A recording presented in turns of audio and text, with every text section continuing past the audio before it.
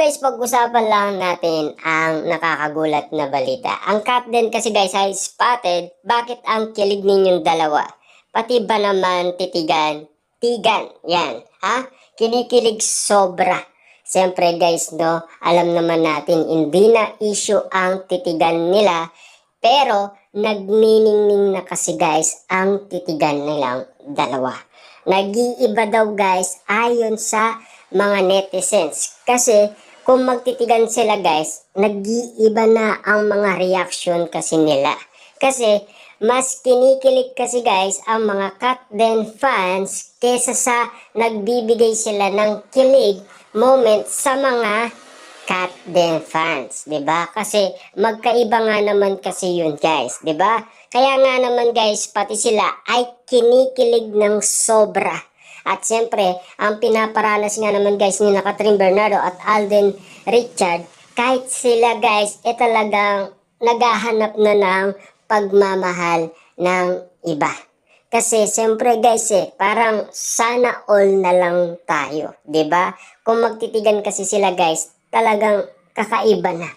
Pero guys spotted na kasi yan noon pa man kay Mami Min Bernardo ang sobrang titig ni Alden Richard kay Catherine Bernardo. Siyempre guys para sa isang ina, i-evaluate niya muna guys ang isang Alden Richard kung ano ang kaya niyang ipakita kay Catherine Bernardo. Pero alam naman natin guys, meron ng mga resibo yan, no? Meron ng pinakita si Alden Richard, hindi man guys sa Canada, pati na rin dito sa Pilipinas. Kasi nauna nga naman kasi guys dito sa Pilipinas, bago sila pumunta ng Canada. Marami ng beses yan guys, hindi lang nagawa kasi guys ni Alden Richard yan sa Hong Kong. Kasi alam naman natin guys, iram lang si Catherine Bernardo nung makasama guys ni Alden Richard si Catherine Bernardo.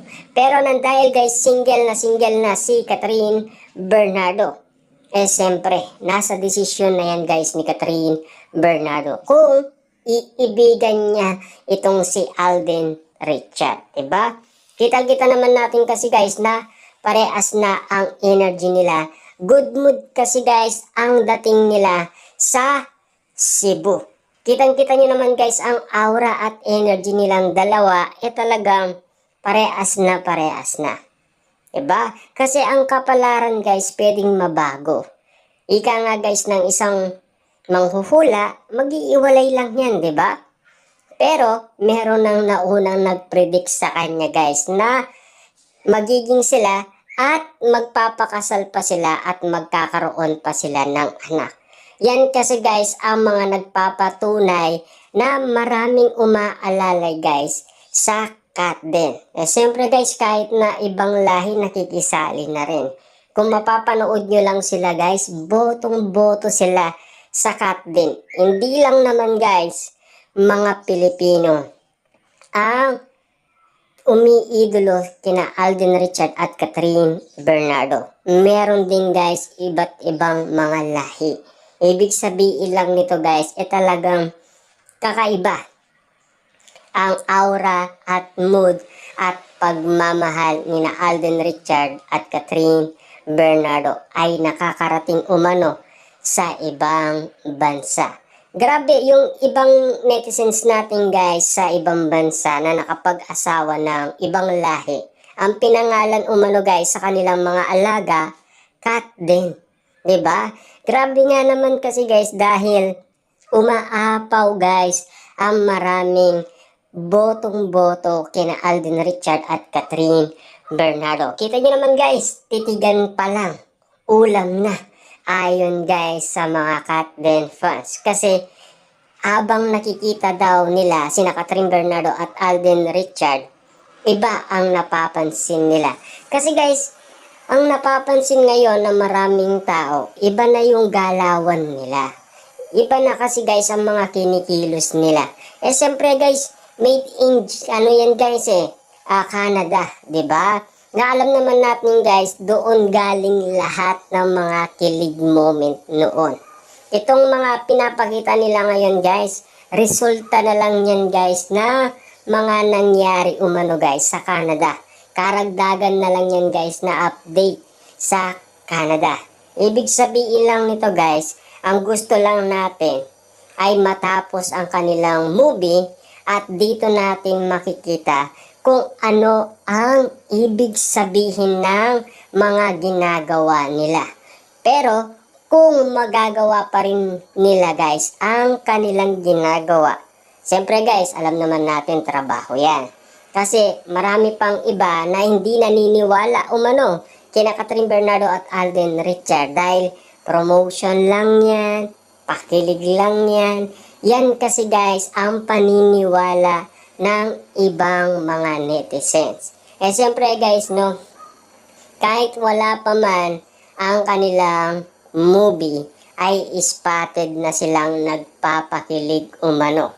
Siyempre guys, ang iba kasi, hindi lang naman sila updated sa mga issue at intrika. Alam naman natin guys, tignan nyo naman, no? Magkatitigan ang iyong idolo.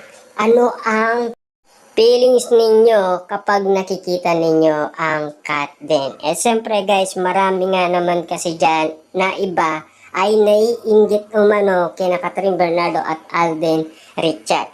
Kasi hindi nga naman kasi guys malilimutan kung bakit nga naman silang dalawa ay nagpapakilig ng maraming tao. Kita nyo naman guys, sobrang daming ng tao sa Cebu. Grabe ang mall tour nila guys. Ang dami nilang pinakilig, ang dami nilang pinasaya, ang dami nilang pinaligaya. Grabe nga naman kasi guys ang binibigay ni Catherine Bernardo at Alden Richard ng mga ayuda.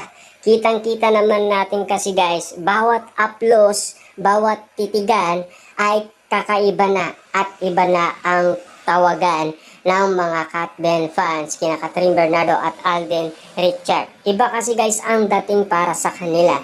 Kasi para sa kanila guys, sila na. Para sa kanila guys, gusto na nilang ikasal sina Catherine Bernardo at Alden Richard. Yan kasi guys ang request nila sa kanilang idolo. Pero siyempre guys, kailangan din natin mag-intay. Pero guys, take note ang inaabangan natin dito guys, sa November 30, 2024. 1 year na kasi guys ng iwalayan cut niya. Pero take note guys malapit na ang kanilang movie. November 13, 2024, meron din silang midnight screening. Kung maaga ka nga naman guys manonood, kasama ka ng mga Catden fans na makikipagsiksikan at una ka sa mga Marisol at Marites. Kaya ano pa ang iniintay ninyo guys? Bumili na kayo ng ticket at sabay-sabay tayong iiyak at kikiligin umano. At siyempre, sabay-sabay din tayong matawa. Siyempre, nandoon guys si Kuya Jobert. Siyempre, isa pa dito guys, nandoon din si Joros, di ba? Na alam naman natin guys, ang dalawang yan, talagang kaya sinali lang yan dahil alam naman natin guys, kailangan din ng kasiyaan ng mga taong hindi lang naman guys, kiligan moment ang hinahanap. Siyempre, kailangan guys, meron ding tawa, di ba? Hindi lang puro iyakan guys at kiligan, di ba? Siyempre guys, napakagaling talagang mag-isip ng isang direktor at ng isang writer na si Carmi dahil pinag-combine nila ang kanilang talino para lang guys maisagawa ang nasabing Hello Love Again. At kitang-kita naman natin guys, talagang lahat ng mga naranasan ni Catherine Bernardo ay ibinigay umano guys sa Hello Love Again. Ibig sabihin, pinakawalan niya lahat ng mga ugot niya sa nakaraan. Siguro guys, no, nung nag-date siguro sila, nagkausap sina Catherine Bernardo at Alden Richard na sana pakalawalan niya guys dito sa nasabing movie nina Alden Richard at Catherine Bernardo ang mga nakaraan nila. Ibig sabihin lang guys, kailangan ibuhos ni Catherine Bernardo ang kanyang nararamdaman para at least mawala lahat ng ugot.